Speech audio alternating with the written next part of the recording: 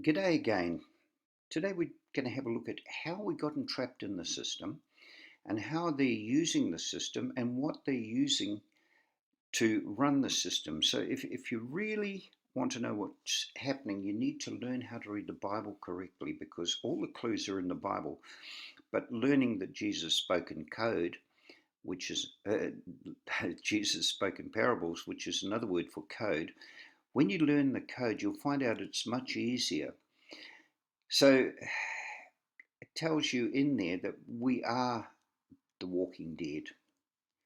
This is from the Pirates of the Caribbean, and you remember when they got killed, they kept on walking. So we are the walking dead because we keep stepping up for the wrong person.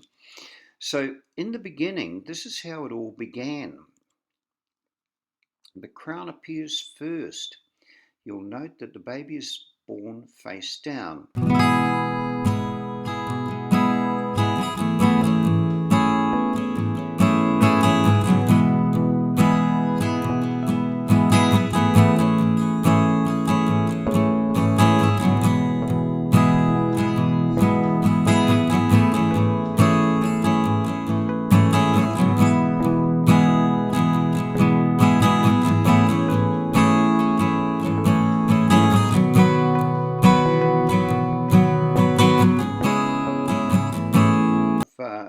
What they do is they give us full disclosure. So you'll see it in the songs or in the movies.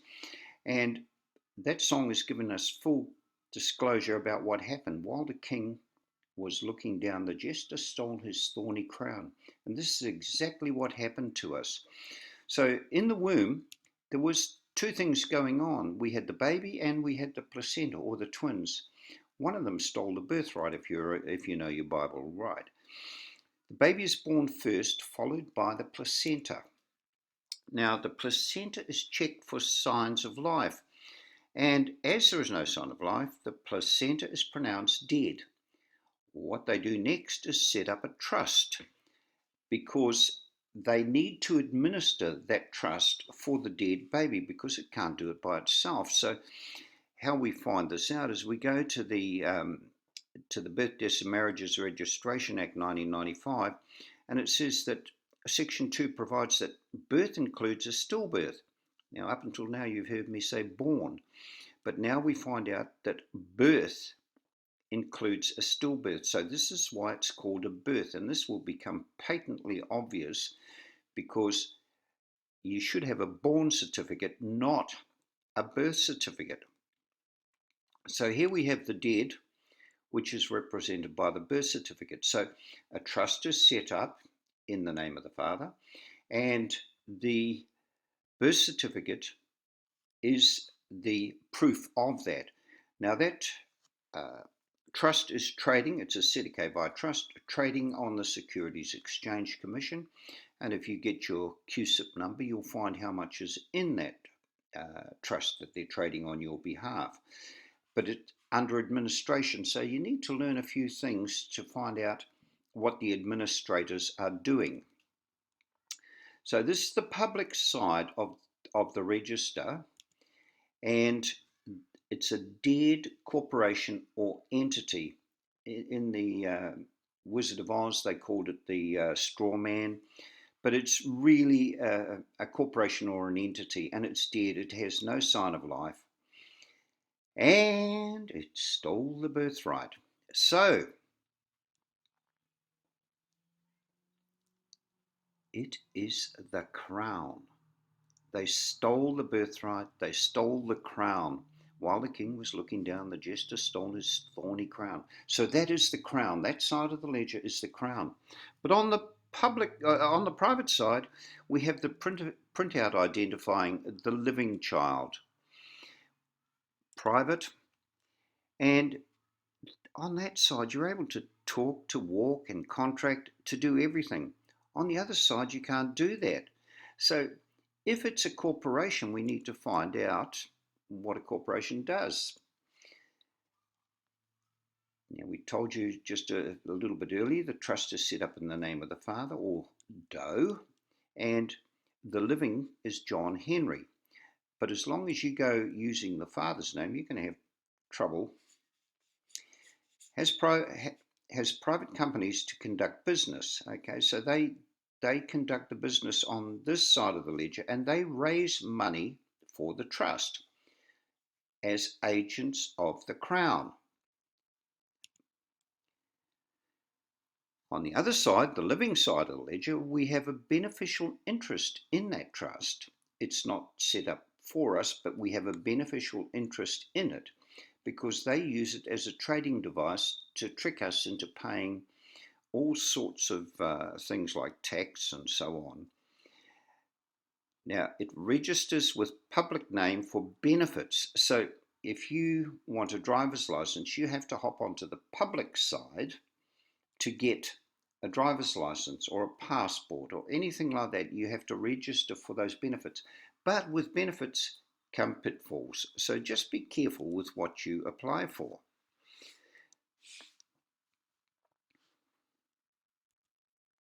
Well, it's probably time now to have a look at the one thing that people stand behind all the time. I'm standing up for my constitutional rights, and so you're probably wondering why I have a government website page up here called Incorporating a Company.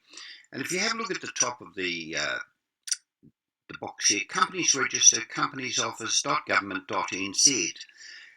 This is the website here in New Zealand, and if you're not in New Zealand, if you're another part of the world, just go to the duck and type in Incorporating a Company, and you should see a government website like this that comes up. So the first thing we're going to look at is this word incorporating. So the first part is prefix in.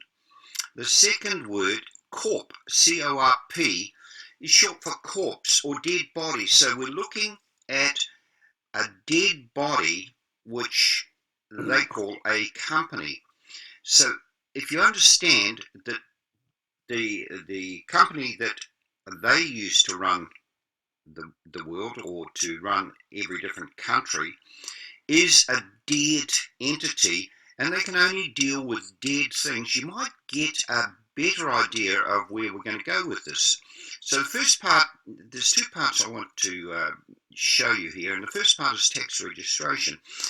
Once again, you're on a government website, so be careful about what you're going to do and how you fill out the forms, because it says here, you can choose to register for an inland revenue number, a goods services tax number, and register as an employer. Okay, so if you read that carefully, you can choose to register. You don't have to register. If you do register, you get a number. If you don't register, you can set that company up and not pay tax. But then you're going to have fun with the bank, because the bank won't give you a bank account unless you have an inland revenue number. So there are pitfalls with everything that you do with governments, but knowing how to do it is the key to it. So the second part that I really want you to have a look at here is providing a company constitution.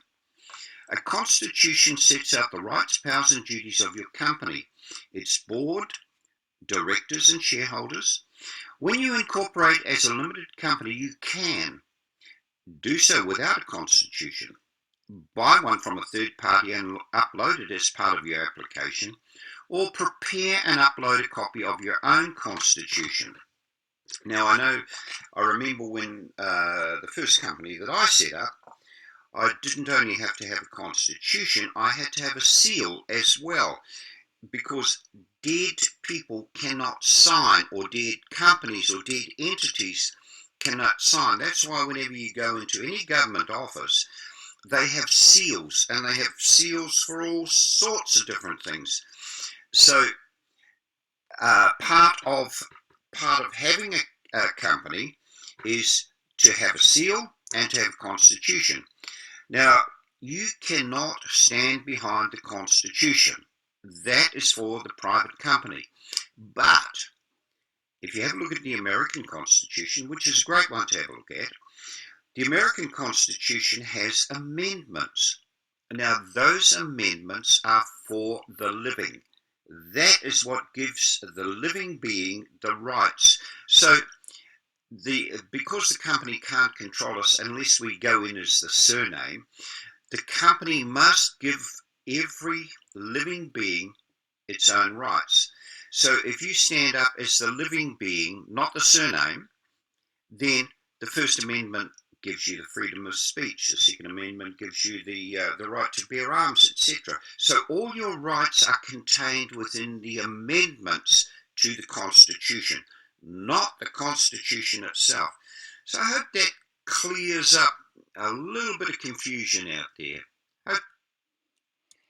Okay, the private corporations raise money for the trust. So when they're raising money for the trust, they come in as agents.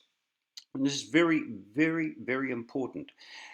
When they raise money for the trust, they want to take it off us, but only if we act as trustees. If we act as trustees, the trustee always pays.